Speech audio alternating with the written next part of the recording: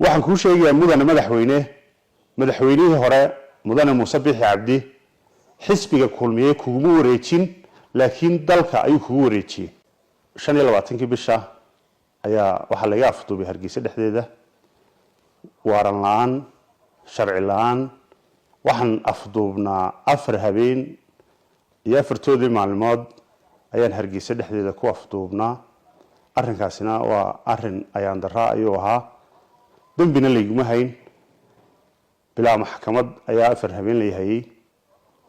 waanan soo baxay alxamdulillah rabbil caalamiin waanigan maanta dibadda kala hadlayaa waxaan ugu horeyn u mahadnaqayaa dhammaan cid kasta oo ka xumaatay xadhigayga iyo cid kasta oo dadaal ka gashayba waan u mahadnaqayaa waxaan u mahadnaqayaa oo kale xarunta CID-da saraakiisha joogta ee Geeska oo si fiican ila dhaqmay ayaan iyagana u mahadnaqayaa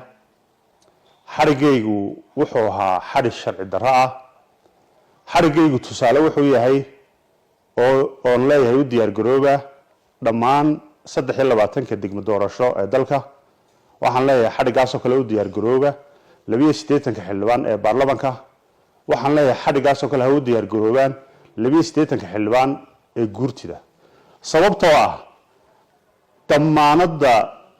dastuurka Soomaaliland ayaa muwaadin kastaba damaanadiisa qaaday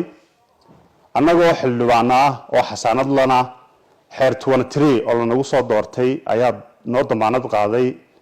inaan xildhibaanka la taaban karin haddii aanu dambi faraha kula jirin xildhibaanku waa bini aadan malaa'ig maaha hadduu dambaabo wax loo soo mariyaa sifo sharciya sifadii sharciga ahayd layma soo marin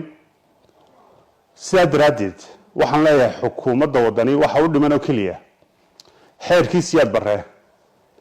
in guurtida iyo baarlamaanka ay laalaan oo ay ka dhigaan guddi nabadgelyo inay dalka maamusho ay ka dhigaan yaa soo xidhay markan yiri wax la yiri guddida nabadgelyada ayaa ku soo xidhay oo guddida nabadgelyadu waayo xeerka halkay kaga taala marka nabadgelyo darrana kuma jirin nin muwaadina ayaan ahay oo muxuu siyaasiya oo xora fikirkiisa xadhigaygu muxuu daaranaa isweydiin leh xadhigaygu wuxuu daaranaa arrin cajiib ah oo aan xukuumadihii hore ee dalka ka soo jiray 34 sanadood aan ka dhicin xisbi mucaarada oo khilaaf ka taagan yahay shirweynihiisii inay xukuumadii soo dhax gasho weligeedii la hidmo dhicin waxaan leeyahay mudane madaxweyne xisbiga kulmiye iyo taageerayaasha kulmiyaba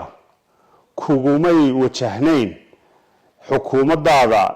arrinkani kuma socon laakiin xukuumaddaadu iyada jeclaatay